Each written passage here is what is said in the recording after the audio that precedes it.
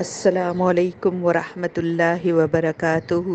ان الحمد للہ نحمده ونستعینه ونستغفره ونعوذ باللہ من شرور انفسنا ومن سیئات اعمالنا من يهده اللہ فلا مضل له ومن يضلل فلا هادي له وأشهد أن لا إله إلا الله وحده لا شريك له وأشهد أن محمدا عبده ورسوله۔ بسم اللہ الرحمن الرحیم۔ اللہم صلی علی محمد وعلی آل محمد کما صلیت علی ابراہیم وعلی آل ابراہیم انک حمید مجید۔ اللہم بارک علی محمد وعلی آل محمد کما بارکت علی ابراہیم وعلی آل ابراہیم انک حمید مجید۔ جی، بڑے عرصے بعد ہماری دوبارہ سے سیرت النبی کی کلاس شروع ہوئی ہے، اور پیچھے کا سبق یاد دہانی کرانے کے لیے میں آپ کو بتا دوں کہ پیچھے جو ہم نے پڑھا تھا وہ ابو سفیان کے لشکر کے بارے میں پڑھا تھا کہ وہ مکہ کے جو تجارتی سامان لے کے ابو سفیان جو تھے وہ سال میں 2 سفر کیا کرتے تھے، جس میں مکہ سے سامان لے کر دوسرے ملکوں میں جا کر بیچنا اور وہاں سے نیا سامان لے کے مکہ کے لیے لے کر آنا۔ تو اس قافلے پر مکہ والوں کا پورے سال کا دار و مدار ہوتا تھا۔ تو چونکہ مکہ والوں نے جو تھا حضور اور ان کے صحابہ کو بہت تنگ کیا تھا، ان کے مال و دولت پر قبضہ کر لیا، ان کو گھر بار سے زبردستی نکلنا پڑا ان کی وجہ سے۔ تو اس کے بعد یہ پلان ہوا کہ ادھر جو ابو سفیان کا لشکر جو ہے واپس مکہ جو جا رہا ہے تو اس کو روکا جائے اور ان کو معاشی طور پر ایک ضرب لگائی جائے مکہ والوں کو، کہ وہ جس طرح اور جتنے وہ مدینہ میں ہجرت کرنے کے باوجود وہ مسلمانوں کو تنگ کر رہے تھے اور ان کو دھمکیاں دے رہے تھے، تو اس کے لیے ضروری تھا کہ کوئی ایسا کام کیا جائے کہ جس کی وجہ سے مکہ والوں پر کچھ دھاگ بیٹھے، کیونکہ ایک اسلامی ریاست جو تھی وہ تشکیل پا چکی تھی۔ چنانچہ اس ارادے سے جو تھے حضور صلی اللہ علیہ وسلم نے صحابہ کو کہا، اور تقریباً 313 صحابی حضور صلی اللہ علیہ وسلم کے ساتھ چلے۔ ان کا مقصد تھا ابو سفیان کا قافلے کو روکنا، ان کا جنگ کا ارادہ نہیں تھا، اس لیے جنگی سامان بھی کوئی نہیں تھا، جس کے ہاتھ میں جو چیز آئی وہ لے کے چل پڑا۔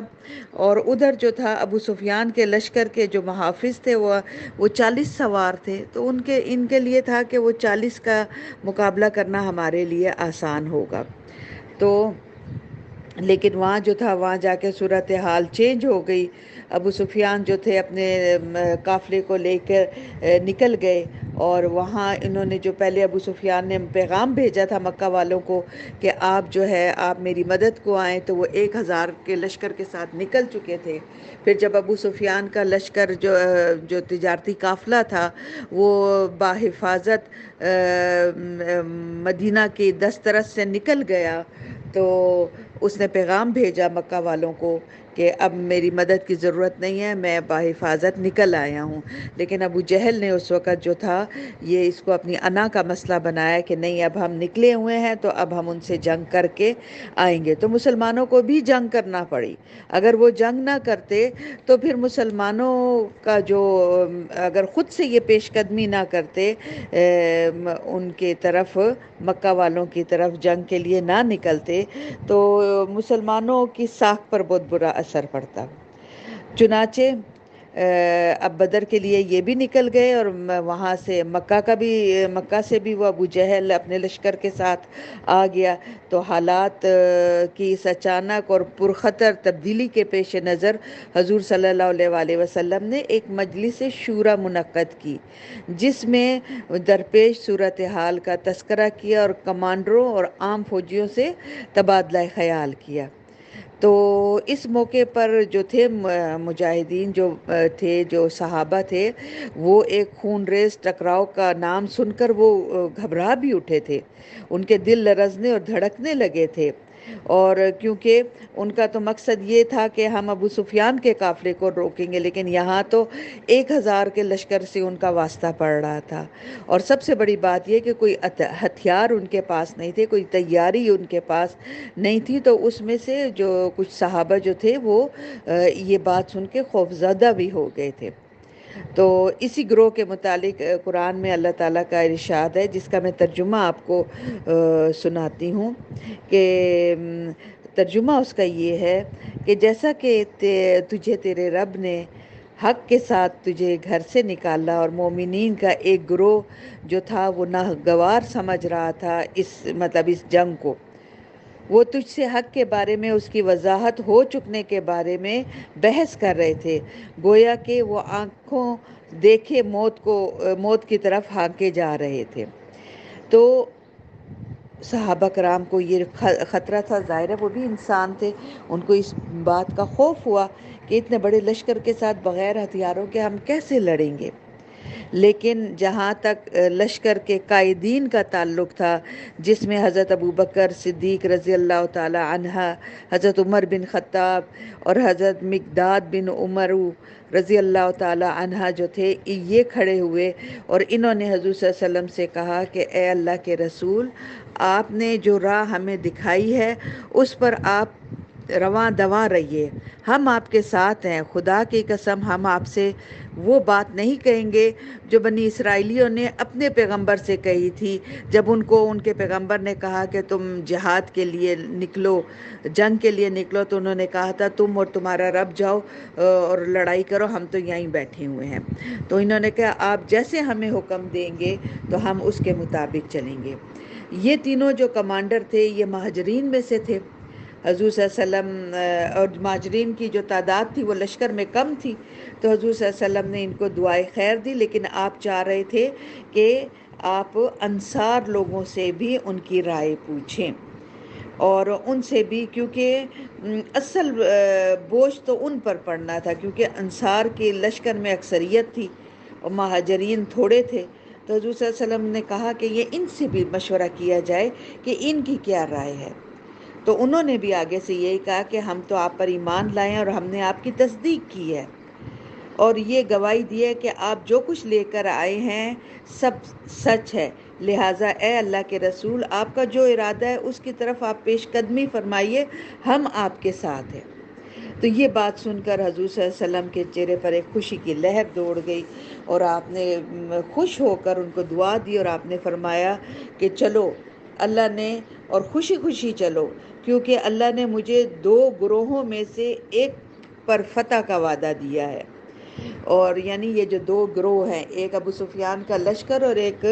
یہ جو ابو جہل کا لشکر تھا، کہ حضور صلی اللہ علیہ وسلم نے کہا کہ مجھے اللہ کی طرف سے بشارت ملی ہے کہ ان 2 میں سے ایک پر تمہیں اللہ فتح دے گا۔ تو لہٰذا انہوں نے کہا کہ چلو اس گروہ کی طرف۔ اس کے بعد آپ نے کیا کیا کہ وہاں پہنچ کر ابھی کچھ دور ہی تھے تو بدر کے مقام سے، تو آپ نے اپنے کچھ صحابہ کو بھیجا مکہ کے لشکر کے بارے میں اہم معلومات حاصل کرنے کے لیے۔ تو ان کے حالات کا پتہ لگانے کے لیے آپ نے حضرت علی کو،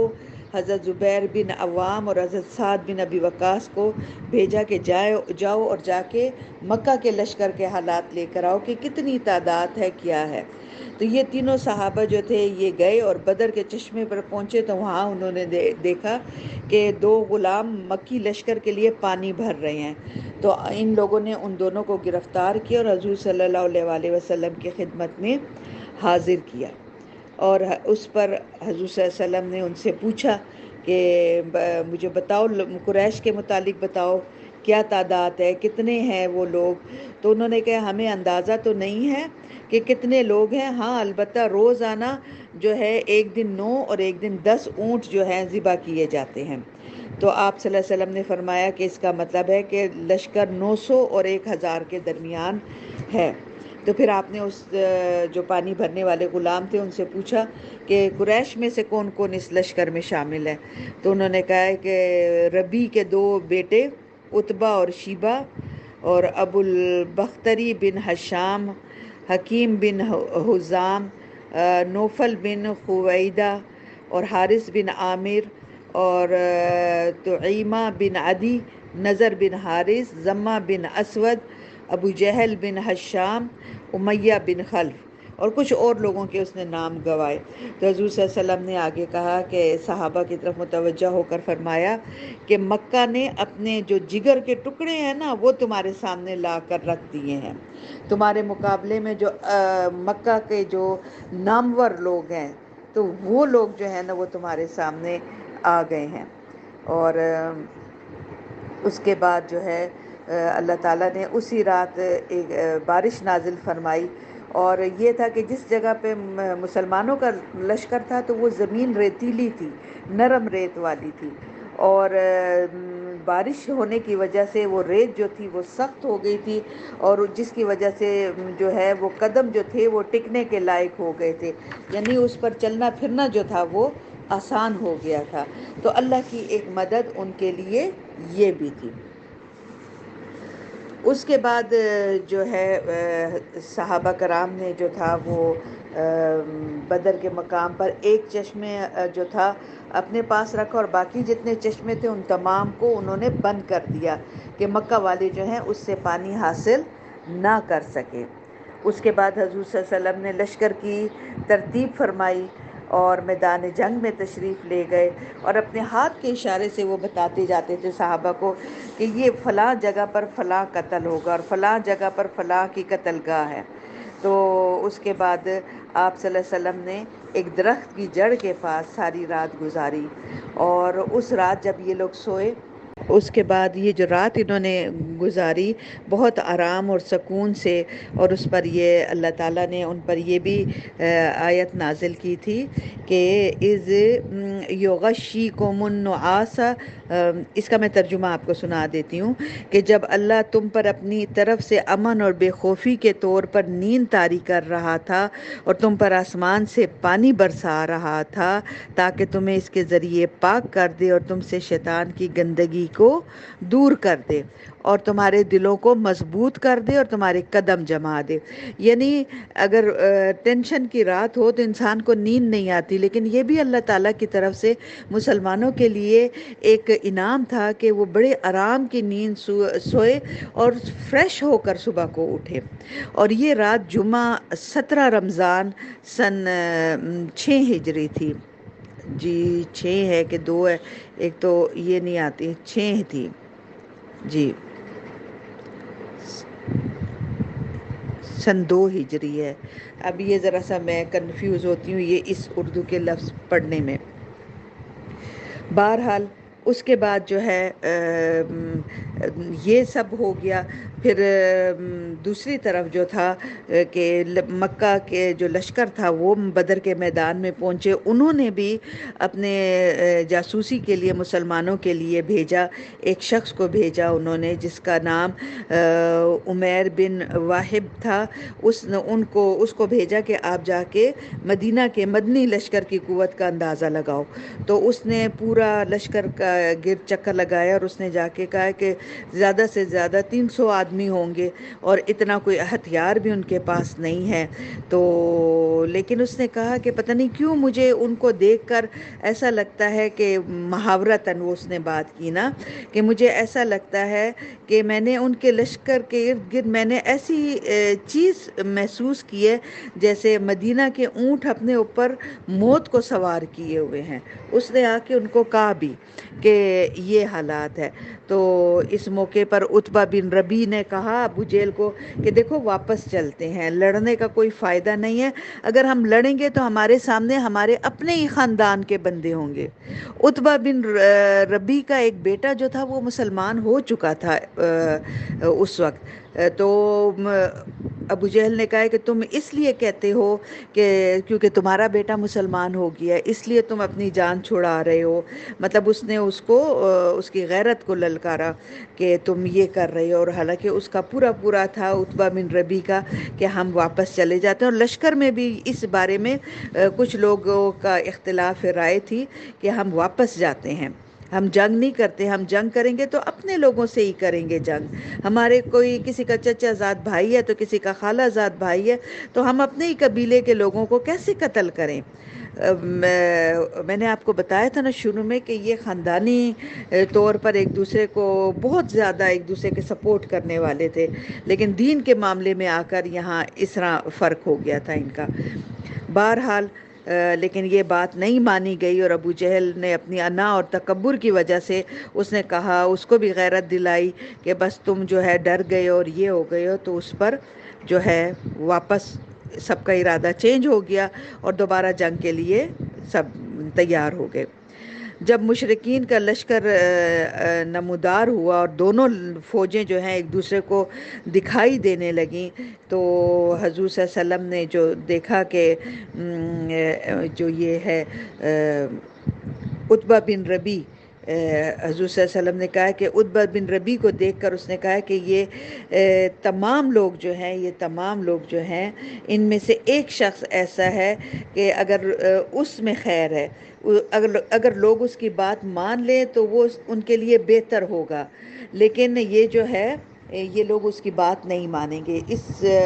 اس کے بعد حضور صلی اللہ علیہ وسلم نے مسلمانوں کی صفیں درست کی. صفیں درست کرنے کے بعد ان کو جو ہے اس میں صفیں درست کرنے کے دوران ایک واقعہ بھی پیش آیا کہ آپ کے ہاتھ میں ایک تیر تھا جس کے ذریعے آپ صفیں جو تھے وہ سیدھی کر رہے تھے.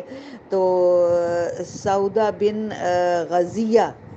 جو ہے، آپ نے اس کے پیٹ پر جو صف میں سے کچھ آگے نکلے ہوئے تھے تیر کے دباؤ ڈالتے ہوئے کہا کہ پیچھے ہو جاؤ، برابر مطلب سیدھی لائن کرو نا. تو اس نے آگے سے بڑھ کر کہا کہ اے اللہ کے رسول، آپ نے مجھے تکلیف پہنچائی ہے اور میں اس کا بدلہ لوں گا. تو آپ نے مطلب مجھے میرے پیٹ پہ جو تیر کے ذریعے آپ نے دباؤ ڈالا اس سے مجھے تکلیف ہوئی، اور میں اپنا بدلہ لوں گا. تو حضور صلی اللہ علیہ وسلم نے کہا کہ ٹھیک ہے. انہوں نے اپنے پیٹ سے کپڑا ہٹا دیا اور انہوں نے کہا کہ بدلہ لے لو. تو وہ جو حضرت سعودہ تھے وہ آپ کے پیٹ کے ساتھ چمٹ گئے اور آپ کے پیٹ کا بوسہ لیا. تو حضور صلی اللہ علیہ وسلم نے فرمایا کہ تم نے یہ حرکت کس وجہ سے کی ہے، کس بات نے تمہیں اس حرکت کرنے پر آمادہ کیا ہے؟ تو اس نے کہا کہ اے اللہ کے رسول، جو کچھ حالات ہیں، یعنی وہاں 1000 کا لشکر ہے اور یہاں ہم تھوڑے ہیں اور تعداد میں بھی ہم کم ہیں اور اسلحہ بھی ہمارے پاس نہیں ہے، تو میں نے چاہا کہ ایسے موقع پر آپ سے آخری معاملہ ہو جائے اور میری جلد آپ کی جلد سے چھو جائے، تو میں نے اس لیے یہ بات کی ہے. اس پہ حضور صلی اللہ علیہ وسلم نے ان کے لیے دعائے خیر فرمائی. اس کے بعد صفیں درست ہوئی، اور صفیں درست کرنے کے بعد جو تھا حضور صلی اللہ علیہ وسلم نے جو ہے بہت عاجزی کے ساتھ، بہت ہی عاجزی کے ساتھ اللہ تعالیٰ سے انہوں نے دعا کی. انہوں نے اللہ تعالیٰ سے گڑ گڑا کر دعا کی کہ اے اللہ تعالیٰ، یہ جو نوجوان ہے، یہ جو چھوٹا سا ایک لشکر ہے جو آپ کی خدمت میں ہے، جو آپ کے دین کی سربلندی کے لیے نکلا ہے، تو اے اللہ کے رسول نے دعا کی کہ اے اللہ تعالیٰ، اگر آج یہ گروہ ہلاک ہو گیا تو تیری نا عبادت کی جائے گی. اے اللہ، اگر تو چاہے تو آج کے بعد تیری کبھی کوئی عبادت نہ کرے، لیکن تو ان کی مدد فرما. تو نے جو مجھ سے وعدہ کیا ہے تو اسے پورا فرما. اے اللہ، میں تجھ سے تیرے عہد اور تیرے وعدے کا سوال کرتا ہوں. اور اس حد تک آپ نے رو رو کے دعا کی کہ آپ کے کندھوں سے چادر گر گئی. تو حضرت ابوبکر صدیق نے آپ کے کندھوں پر آ کے چادر کو درست کیا اور انہوں نے کہا کہ اے اللہ کے رسول، بس کیجئے، آپ نے اپنے رب سے بہت آہوزاری کے ساتھ دعا کی ہے. تو یعنی کہ حضور صلی اللہ علیہ وسلم نے پہلے تدبیر کی، ٹھیک ہے، پہلے تدبیر کی اور اس کے بعد پھر اللہ سے دعا کی. تو اس کے جواب میں ادھر اللہ نے فرشتوں کو وحی کی کہ آپ مطلب پیغمبر کی طرف وحی کی کہ میں تمہارے ساتھ ہوں اور تم اہل ایمان کے قدم جماؤ، میں کافروں کے دلوں میں تمہارا رعب ڈال دوں گا، اور میں 1000 فرشتوں سے تمہاری مدد کروں گا جو آگے پیچھے آئیں گے تمہاری مدد کے لیے۔ اس کے بعد حضور صلی اللہ علیہ وسلم کو ایک ہلکی سی اونگ آئی، اور پھر آپ نے سر اٹھایا اور ابو بکر کو کہا، ابو بکر خوش ہو جاؤ، خوش ہو جاؤ، اللہ کی مدد آ گئی ہے۔ یہ جبرائیل علیہ السلام میرے پاس کھڑے ہیں اپنے گھوڑے کی لگام تھامے ہوئے، اور اس کے اپنے لشکر کے آگے آگے چلتے ہوئے آ رہے ہیں۔ تو اس کے بعد جو ہے آپ نے ایک مٹھی میں مٹی بھری، ایک کنکری جو کنکریاں تھیں وہ بھری، اور کچھ قریش کی طرف رخ کر کے آپ نے جو ہے وہ کنکریوں کو پھینکا، اور ساتھ میں کہا شاہت الوجوہ، کہ تمہارے چہرے بگڑ جائیں، ایک طرح کی بددعا کے الفاظ تھے، اور ساتھ ہی وہ مٹی جو تھی ان کے چہروں کی طرف پھینک دی۔ اور پھر کہتے ہیں کہ کوئی مشرکین میں سے ایسا نہیں تھا جس کی دونوں آنکھوں میں، منہ میں، نتنوں میں وہ مٹی نہ گئی ہو۔ اور اس کے بارے میں اللہ تعالیٰ نے قرآن میں ارشاد بھی فرمایا کہ وَمَا رَمَيْتَ